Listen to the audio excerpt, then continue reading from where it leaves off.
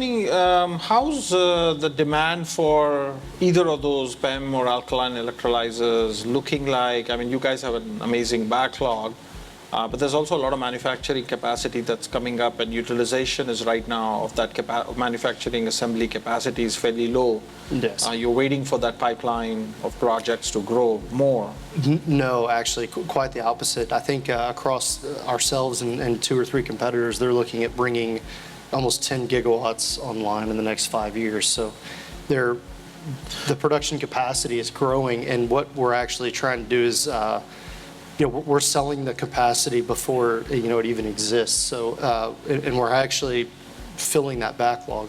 So we obviously see that there's a need, and you can see from the charts that need exists, and it's growing exponentially. So it's almost an incentive to build regardless of what you see as the demand, because we know it's there and we know it's growing. Yeah. Okay.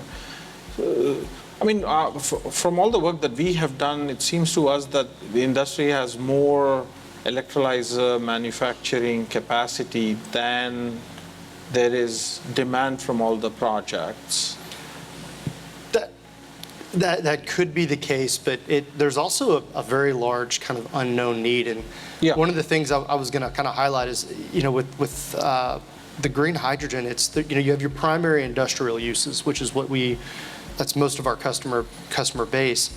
But there are a lot of Department of Energy, what we're calling interconnects, where they are tying us into the ugly windmills that Brandon mentioned, and the solar panels, where we're taking their excess offtake and creating gas out of it. Yeah. And they're either storing it or selling it. So what they're finding is there's a lot of unknown inherent need or utilization that can really it could really increase efficiency in the power market as it is right now. So that's what we're seeing, is that there is a I want it, but I don't quite know what I want to do with it yet. Yeah. And so that's kind of a little bit of the unknown that's driving a lot of that manufacturing capacity. Yeah. And so we actually share that view, right? We think that there may be a couple of years where there's probably more electrolyzer manufacturing capacity than there is demand, but then demand's probably going to do this, and electrolyzer manufacturing capacity can't quite do that. It'll have to do more step change. So there'll be probably some periods of overbuild in terms of excess capacity, but then eventually it's all going to get filled out. And Markus actually he's very, very accurate in what he had mentioned about some of these pilot projects. But I think if you would have listened to pretty much everyone that's talked here today, there was a key word that everyone used, which is fast. Mm-hmm. And so these pilot projects went from 2, 5, 10 megawatts. Now they're 20. They're going to be 40. So I mean, they're scrapping these pilot projects are getting bigger and bigger. However, as he also mentioned, that total cost of ownership is still a huge portion of the decision-making process. So we're being asked to accelerate our R&D to develop larger and larger systems, maintaining a low total cost of ownership, it's a very difficult thing to try to balance. Okay.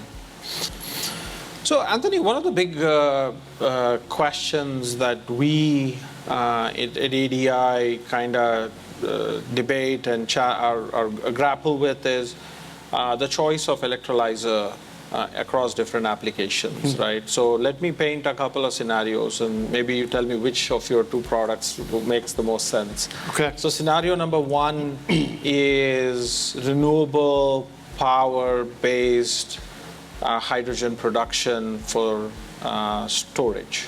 So you're just generating hydrogen using renewable power, and then you're storing it in salt reservoir. Okay. And then you use that as and when you have a need for power generation, right? You put it in a turbine or something, right, and make power. Option 2 is you are a refinery and you want to produce a green hydrogen. Mm-hmm. Or, I mean, this is a real situation in Europe. A lot of European chemical plants, I was surprised, but a lot of ammonia, urea plants in Europe used to have alkaline electrolyzers to make hydrogen even as late as the 1960s. Mm-hmm. To fuel their operations. It's only then that they moved away towards steam methane reformers. And some of them are now thinking of going back because of what's happening in Europe. So if you take a refining application where you want, let's say a renewable diesel application at Rodeo, at Phillips's Rodeo refinery, where they're making renewable diesel, which is more hydrogen intensive, what would you recommend for each of those scenarios? It completely depends. That answer drives me nuts. I know. No, and we actually have customers that when we offer both, they have a very hard time deciding which one they want, and it takes us a while to dig enough information out to make a recommendation. So, in terms of, footprint, in terms of being able to lower CapEx, there's the PEM side is starting to kind of pull ahead when you're looking at electrolysis at scale. We're finding ways to put cell stacks in containers, be able to put them outdoors, reduce your hazardous area. So, if you have a tight, compact space, if your power's variable, if you don't have a good water source, there's a lot of different things that may steer you in and out of PEM. And as I'd mentioned before, we actually have customers that have bought both and used them together. So, people generally... You mean in the same application, they have bought an alkaline electrolyzer and a PEM electrolyzer, Yes. and they are optimally used, they're like optimizing its utilization. So they would, they would have a base load that was basically being produced by the alkaline system, and then as they needed to ramp up production, they would bring the PEM system online and then bring it back down because it's much more. Okay, so they use variable. the alkaline for like base load hydrogen That's demand, right. and then that's interesting. So if you're in an application where you know exactly how much you want to run, you have a facility you already want to put it into, you want to. People kind of view alkaline as a little bit more mature, and that's probably partially true just because at scale it's a little bit more mature. PEM's actually been around for a very long time, but we like to say it's gone from a microwave to a football field in about 20 years. So there's been a lot of scalable technology there. So it is viewed as being a bit more immature, and there are a lot of immature. There are a lot of immature competitors in that PEM market, and at a large, output level, there's been a lot of issues getting them fielded. So, there isn't a prototype where we have, 100 megawatt PEM facility that's up and running. So, when you're quoting that, people generally want a little bit more of the alkaline experience, larger, and then maybe you want to take a chance with, 20 to 40 percent of PEM. Okay. So, when you get above 100 megawatts, you probably will start seeing, a mix of the two. Okay. There are a couple of interesting electrolyzer technologies that are getting into the market right now. Yes. There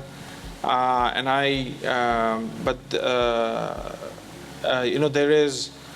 I don't know the actual name of the technology, but there's a company called Hoerbiger that's trying to develop an interesting. I think it's a mix of alkaline and a PEM electrolyzer technology. And then I just don't know what is the technology that these guys are developing, but there's a company called Electric Hydrogen that's trying to develop. Mm-hmm. Is there runway for new electrolysis technologies for hydrogen in this world at this point of time? At a small scale, yes. The barrier to entry is actually quite low. It's not difficult to put a PEM electrolyzer together. But at scale, we find that it's difficult to keep them working. So at a small scale, there is a lot of competition. You could have filled a whole slide of just the electrolyzer manufacturers that exist in the market today.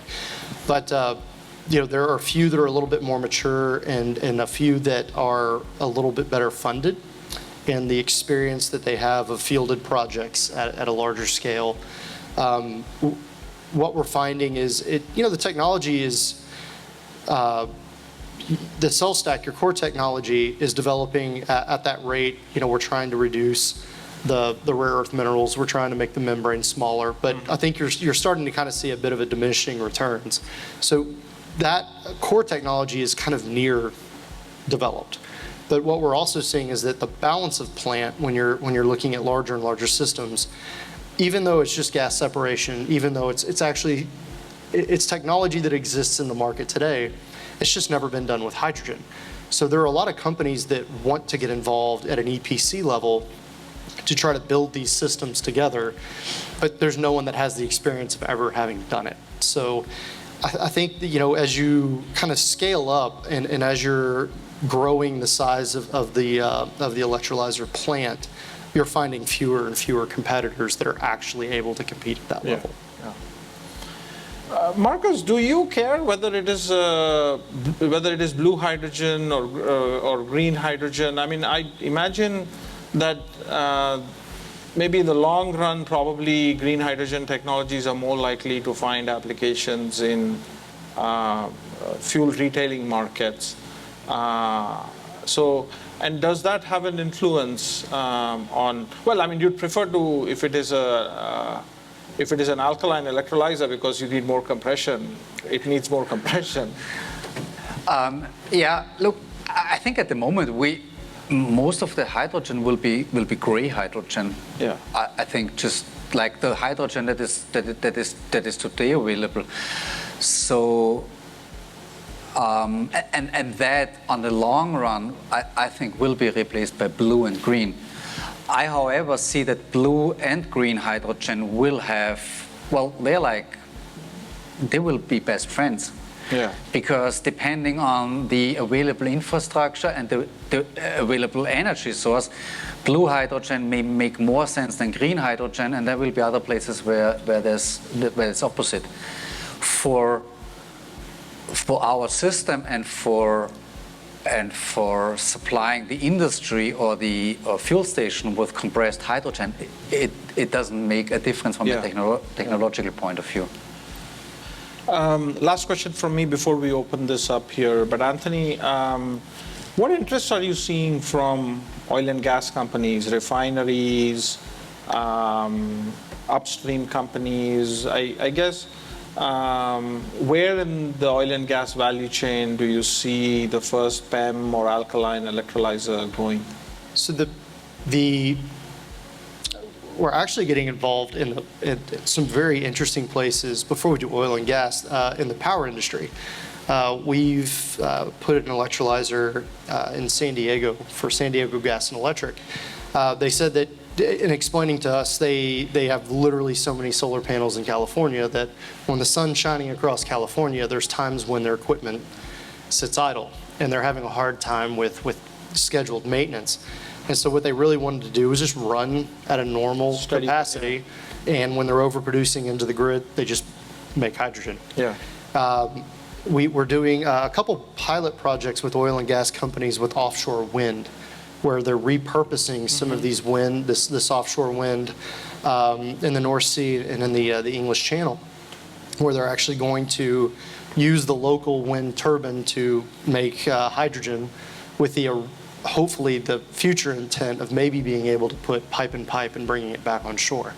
So there are all sorts of uses in the oil and gas value chain where they're using, or where they're actually, I don't want to use the word wasting, but there's excess energy, there's excess capacity where you could be using that to make a very small portable, electric, a hydrogen electrolyzer, and just make gas there on site. We have just started a project with Zachary, who is over here, and for LanzaJet to make jet fuel. And one of the first things that they did was they, in talking through the specifications, they kept bringing up API. And no one makes electrolyzers to API, and everybody all of us that were in the oil and gas industry previously kind of cringed, like, no. But it's an inevitability. They use more hydrogen in one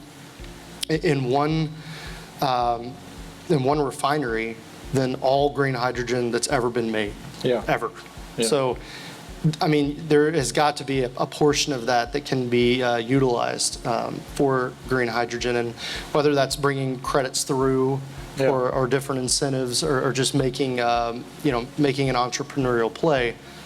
It's an eventuality, but I do think that there's a little bit more maturity in the technology to bring it up to those standards that oil and gas currently has.